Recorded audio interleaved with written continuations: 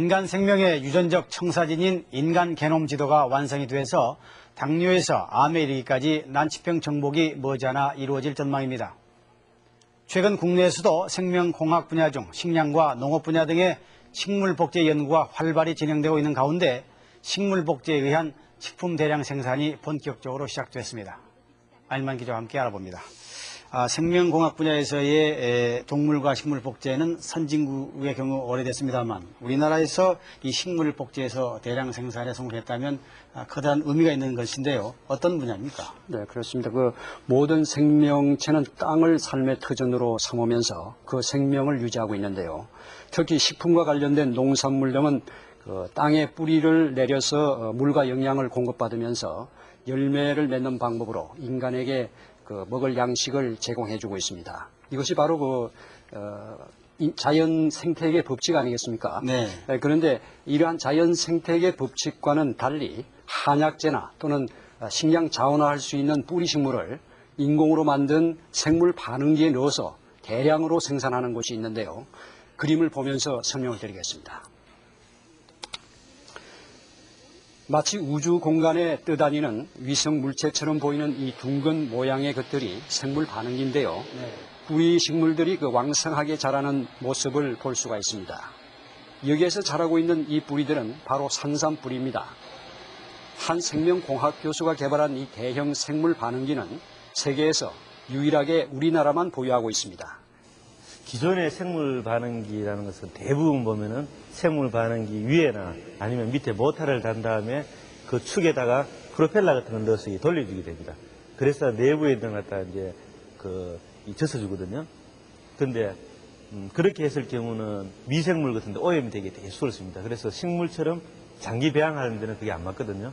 근데 저희들 같은 경우는 공기로 이걸 갖다가 휘저어서 주는 그런 공기 부양식 시스템을 쓰고 있는 점이 제일 큰 차이고요. 그리고 이 생물 반응기 속에는 식물이 자란 토양을 분석해 만든 영양 액기스와 정화된 공기 그리고 살균 처리를 거친 암반 지하수가 공급되는데 전 과정이 모두 자동 처리됩니다. 이 과정에서 미생물이 한 마리라도 들어가면 복제 식물 생산은 실패하게 돼서 그만큼 첨단 정밀 시스템이라고 할 수 있습니다. 현재 이 생물 반응기에서는 90일이면 100년 된 산삼과 똑같은 성분을 가진 복제 산삼이 탄생하고 있습니다. 뿌리 식물이 어떤 종류이든 이 산삼처럼 단기간에 자랄 수가 있습니다. 예, 여기는 산삼 외에도 화해류로 백합, 거베라, 팔레놉시스를 생산하고 있습니다. 특히 백합의 경우에는 포장해서 생산하는 경우에 2년, 3년 시간이 소요되는 반면에 기내에서 생산하는 경우에는 1년 안에 단기 속성 재배를 생산을 할 수 있도록 하고 있습니다. 이 시스템은 핵 전쟁이나 환경 재앙으로 인해서 오랫동안 태양이 지구상에 가려져 햇빛이 비치지 않을 때도 인간에게 필요한 영양식물을 단기간에 대량으로 생산이 가능해서 비상시에도 대비할 수 있는 그런 시스템입니다. 90일이면 성장이 된다는 그런 얘기인데요. 그럼 어떻게 해서 이 뿌리 식물이 이렇게 성분을 그대로 유지한 채 단기간에 성장을 할 수 있습니까? 식물 복제 기술의 향상 때문인데요. 네. 이 산삼은 한 10마리가 강원도 깊은 산속에서 캐낸 100년 정도 된 산삼입니다. 산삼의 몸통 부분의 조직을 원형으로 잘라낸 시료를 냉동 상태로 유지시키다가 접종합니다. 이렇게 접종한 뿌리 가운데 성장과 물질 생산이 우수한 뿌리만을 골라내고 이 선택된 뿌리를 잘게 잘라서 생물 반응기에서 키워내는 방식의 식물 복제 기술입니다. 뿌리 식물 특히 산삼의 이 같은 복제 기술은 손 박사가 지난 1998년 산림청 임업연구원 생물공학 과장으로 재직할 당시 개발한 것인데요. 이 복제 기술에다가 최근 자신의 후속 연구 프로젝트인 자동화 공정기술을 접목시킴으로써 이렇게 단기간에 뿌리 식물의 대량 생산을 가능하게 했습니다. 산삼의 경우만 하더라도 현재 20톤짜리 생물 반응기 8대가 설치되어 있는 이곳에서만 2개월 단위로 1톤가량의 산삼이 생산되고 있는데요. 생산 시설만 확충하면 생산량은 얼마든지 확대해 나갈 수가 있습니다. 식물 복제 대상이 다른 게 아니고 지금 산삼이지 않습니까? 네. 그래서 성분이 그대로 유지만 된다면 부가가치 면에서 엄청난 효과가 있을 텐데 어떻습니까? 산삼만 놓고 볼 때 100년 된 것이 한 뿔의 그 희소성 가치 때문에 1억 원 정도 가지 않습니까? 네. 그런데 무게는 달면 겨우 10g 정도밖에 나가지 않습니다. 그러나 뿌리 복제로 생산되는 산삼은 60일에 생체 중량이 10톤, 이것을 말리면 약 1톤이 되는데요. 부가가치가 매우 높다고 할 수 있습니다. 부가가치는 여기에서 그치지 않는데요. 이 시스템의 완성으로 우리나라도 미국에 이어서 의료용 단백질 생산국의 입문에 들어가게 됐는데요.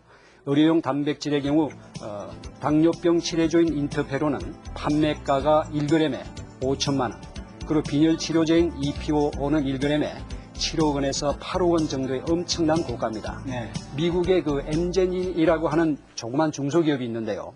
10년간의 연구 끝에 이 EPO 빈혈 치료제를 개발해서 지난해부터 판매에 들어갔는데 작년 한 해 동안에 매출이 5조 원이었다고 합니다. 네. 그런데 이어서 나스닥 상장을 통해서 지금의 자산 가치가 85조 원에 육박하고 있습니다. 지금 초창기에는 원래 의료용 단백질을 생산하는데 미생물을 많이 썼습니다. 그런데 그게 질적으로 문제가 되기 때문에 미국의 엠젠 같은 경우는 사람 몸속에 있는 유전자를 빼서 동물 세포에 넣은 다음에 동물 세포를 갖다가 배양해서 거기서 의료용 단백질을 빼는 방식을 채택하고 있거든요. 그렇게 했을 때 동물 세포 배양액 가격도 아주 비싸고 예를 들면 한 1리터에 10만에서 20만 원 가량 됩니다. 그래 되는데 저희 같은 경우는 뿌리를 대량으로 배양할 수 있는 시스템이 확립이 되어 있기 때문에 사람 몸속에서 의료용 단백질 생산하는 유전자를 식물 세포에 넣어서 식물 세포에서 뿌리를 만든 다음에 이런 통 속에서 대량 생산하는. 우리나라가 미국에 이어서 이 시스템을 통해서 의료용 단백질을 생산할 수 있는 시기는 빠르면 1년, 늦으면 2년 뒤면 생산이 가능하다고 합니다. 네. 생명공학 분야는 부가치야말로 엄청납니다. 말할 필요가 없는데. 그러나 문제는 안전성 아닙니까? 아까 얘기한 이 생물 반응기를 통해서 복제된 이 식물, 안전성에 문제는 없을까요? 잘 지적을 해주셨는데요. 결론적으로 말씀드리면 안전성에 대해서는 염려하지 않아도 될 것 같습니다. 네. 유전자 변형 식품 가운데 이른바 GMO 식품은 생산성 향상과 상품의 질을 높이기 위해서 항생제나 농약, 제초제 등의 내성 유전자를 식물에 넣어주지 않습니까? 이 때문에 이 조작된 유전자 식물은 성장 과정에서 외부 환경으로 퍼질 경우 제초제의 강한 잡초나 페니실린 등 항생제에 죽지 않는 슈퍼박테리아 등이 만들어져서 생태계를 파괴할 수 있다는 우려를 낳아왔습니다. 또한 시중에서 유통되고 있는 유전자 변형 식품인 콩이나 옥수수, 감자 등 50여 품목을 넣고 장기간 먹을 경우 인간에게 무해하다는 확실한 검증이 되지 않아서 안전성 논란이 아직까지 계속되고 있는데요. 그러나 이 복제 식물은 국화를 꺾고자 하면 뿌리가 나는 방식으로 식물 자체에서 조직을 잘라내가지고 외부와 차단된 생물 반응기에 넣어서 기르기 때문에 그리고 무균 상태로 기르게 됩니다. 그래서 생태계를 파괴할 우려도 없고 안전성에도 별 문제가 없습니다. 미국 FDA가 지난 2002년 3월 이 복제 산삼에 대해 장기간 섭취해도 유해성이 없다는 검사 결과를 통보해 왔고 이어서 우리나라 식약청에서도 안전성을 검토한 후 복제 산삼에 대해 산삼 배양근이나 산삼 조직 배양근으로 사용해도 좋다는 판정이 내려져 술, 음료 등의 식품과 제약 화장품 등의 원료로 이미 공급이 시작됐습니다. 식물을 복제하고 대량 생산할 수 있는 기술이 개발됨으로써 앞으로 이 식품이라든가 의료산업에 큰 변화가 예상되는데 어떻습니까? 네, 산업용 규모의 자동화 생물 반응기 개발로 인해서 산삼 외에도 농업용 종자나 종묘 등이 대량 생산이 활발히 추진되고 있어서 향후 농업과 식품 산업의 대혁명은 물론이고 인류의 염원인 난치병 치료제 약이 쏟아져 나올 것으로 보여서 더 한층 삶의 질을 높여줄 것이라는 것이 복제 전문가들의 전망입니다. 네. 국내에서 성공한 식물 대량 복제 소식 안일만 기자였습니다.